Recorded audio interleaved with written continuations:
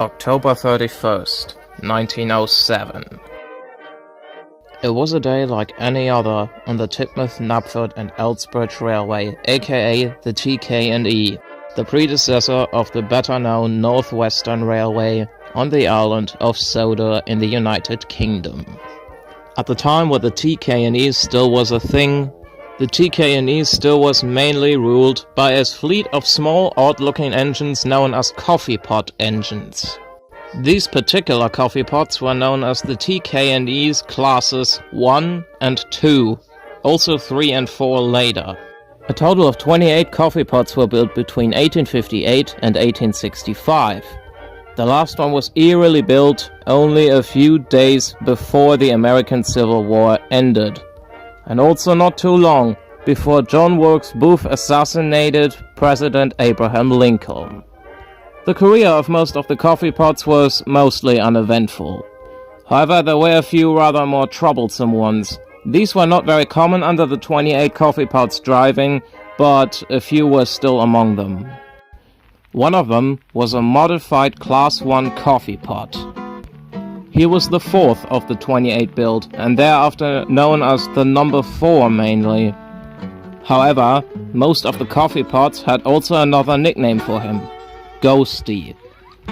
He was given the nickname because, while he meant well, he was still a rather cheeky sort who was prone to mischief. When they went up to the old lead mines to shunt trucks and to shunt them into the old mine shafts, Ghosty would have had a habit of sneaking into them and to later come out with a start to shock anyone who comes too close to them. All just to give any fellow engines or workers a good scare. Hence why the nickname Ghosty. This reckless behavior, however, would lead Ghosty and his crew to earn a Darwin Award in 1907. Literally. What makes it even worse, that the date was October 31st. Halloween. Though for anyone who would be evangelic, it would be Reformation's Day.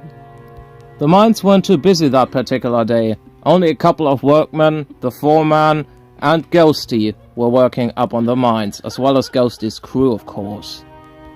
The incident happened around 3:30. Most of the workmen were on an afternoon break, so they didn't notice Ghosty, as well as his crew, puffing up to the mine shaft alone. This was actually forbidden and reckless, because there was always a banker acting in case something would go wrong. However, with most being on break at the time, there was no banker, so they usually would have to wait. But Ghosty didn't want to wait. He was being very reckless. His crew was also reckless and not paying much attention. But Ghosty especially. He wasn't watching his line ahead. Even if he would have watched, the tunnel would have been pitch black and dark, and he would have needed a banker anyway, as mentioned previously. He was too busy pondering about his next victim, and the crew was too busy pondering about their own personal things. When workmen finally did see them, they actually attempted to launch forward and to somehow stop or warn them. However, at this point, it was already too late.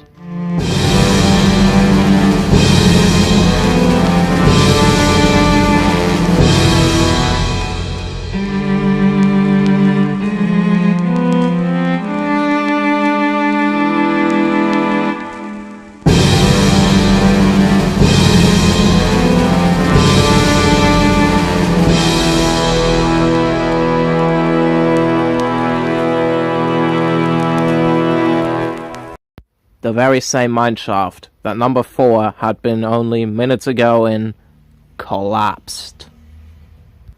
Miraculously, no one else was inside, but number 4 himself, as well as his crew, were declared dead and lost.